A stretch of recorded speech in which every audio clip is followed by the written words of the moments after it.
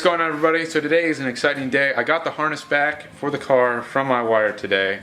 I'm going to try to throw it in the car. I've got some small stuff to take care of before I do that. That way I don't forget about it later on and I actually try to start the car. But potentially for a start today, hopefully, as long as everything goes as planned. But yeah, before I get to the actual harness install, I've got to throw some transmission fluid in there and the diff fluid and finish tightening up the exhaust. I might not tighten up the exhaust, I might wait till it's actually running, but yeah, probably should tighten up the exhaust. Anyway, here's the box. I'm going to do like an unboxing and whatnot so you can actually see what you get from iWire when you order it from them. They're a great company to deal with. They answered a bunch of my questions that I had on the actual swap, and they had way more information about these actual version 6 STI engine that I'm having go in there. They knew like all the sensor numbers and whatnot, so it was kind of nice to be able to talk to them. And they were super quick with getting back responses. And I actually got the harness back in like, I think 3 weeks from them. The longest part was shipping back and forth, because all the way on there in California, I'm on the other side of the other coast, so yeah, it took forever with shipping, but that was like the longest hassle.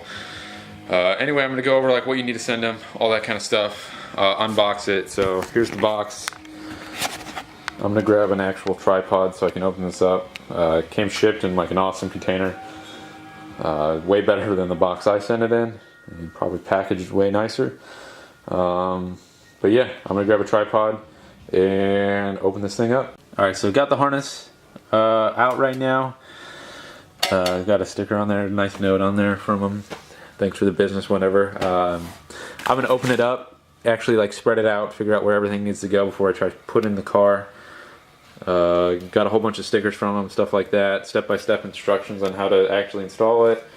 Another note from them. It's build number 960, so they've done quite a few of these things. But yeah, like I was saying, they're a great company to work with. Super quick turnaround rate. Super helpful with like answering all my questions and whatnot. I know I bombarded them with a whole bunch of dumb questions because I was like missing a couple sensors on the sensor cluster where the boost control solenoid is, stuff like that. So definitely recommend them if you need to get a harness merge or anything like that. Got the diff oil in, everything's good right now.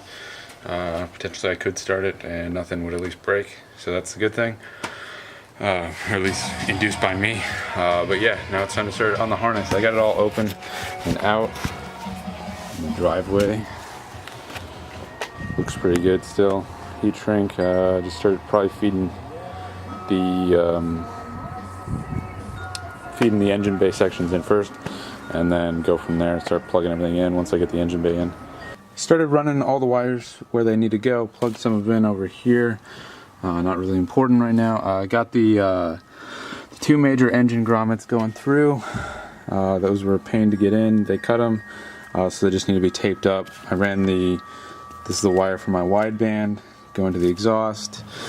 Now I'm just going to start connecting everything in the engine bay. So here's everything, just this mess of wires. Got to figure out where everything plugs in at.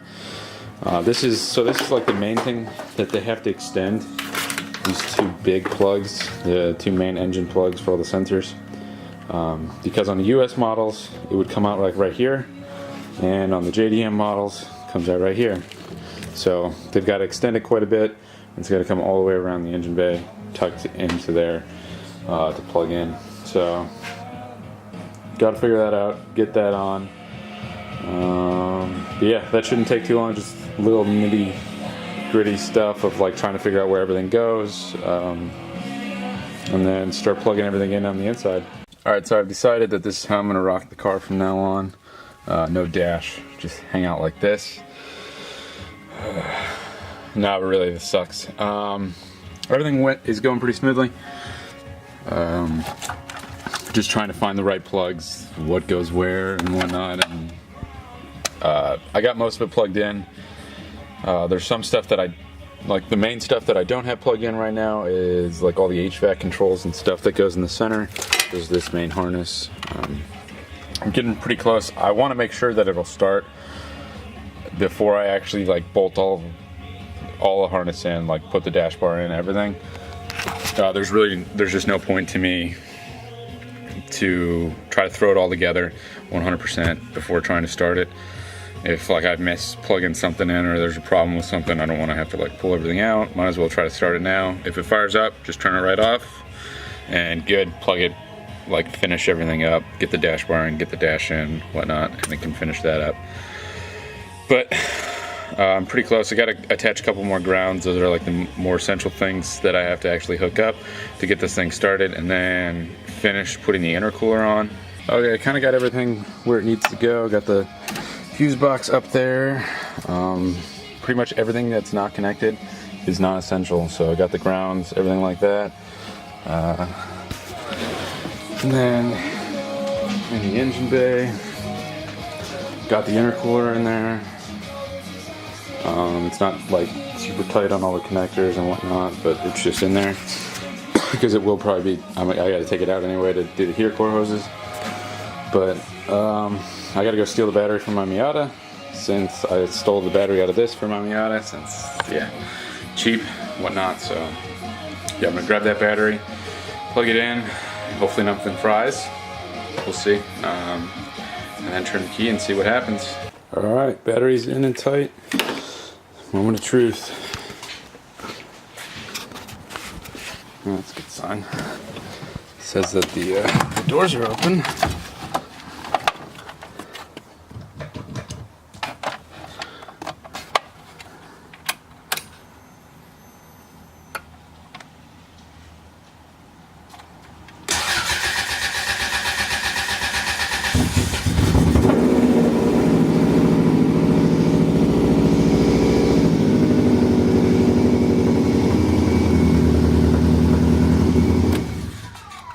Well, it works. Got some check engine lights and stuff like that, but fired right up.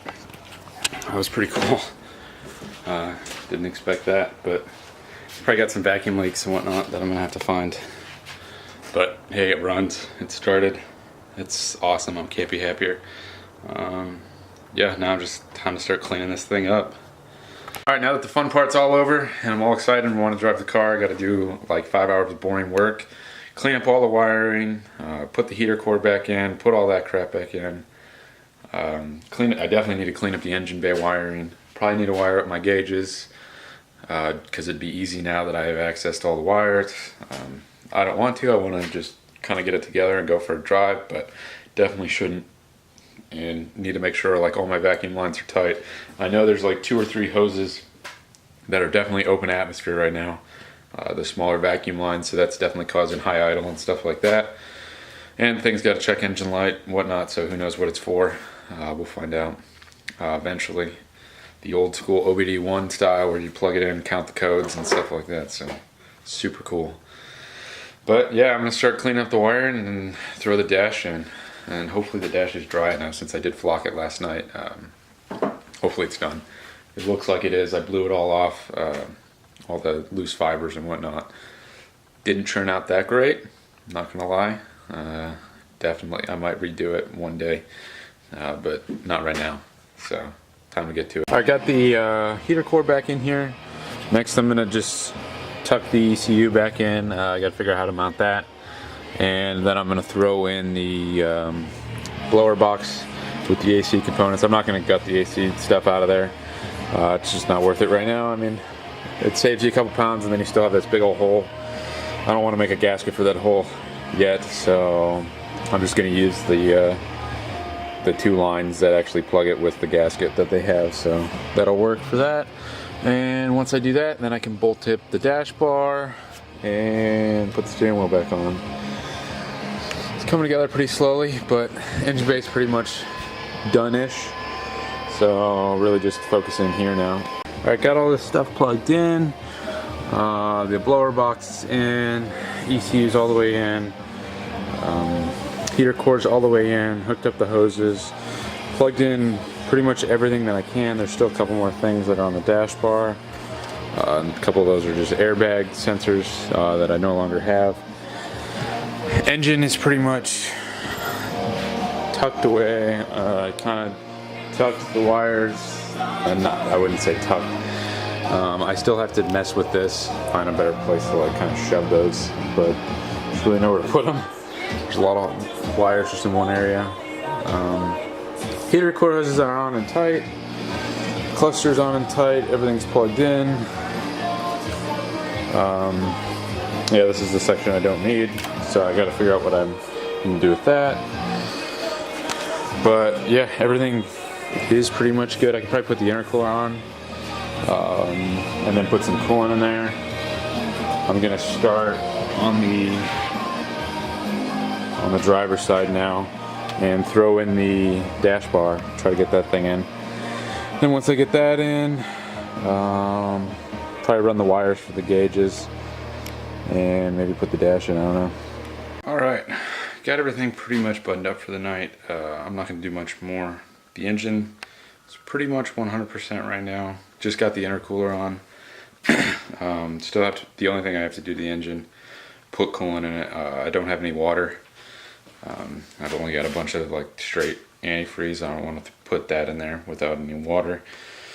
So I'm gonna go get some distilled water tomorrow, throw that in there.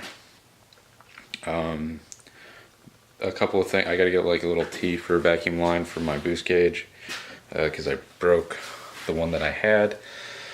But yeah, it looks pretty good in there. The one thing I don't like, so it came with this Hks Blow-Off Valve. Not a fan. I got a stock bypass valve from a WRX, but they don't work. Like the bypass valve hose doesn't work on the JDM version, and the stock bypass valve doesn't clear all this crap. So they have a different version where it's like in line with the hose or whatever, so kind of sucks. Can't use that.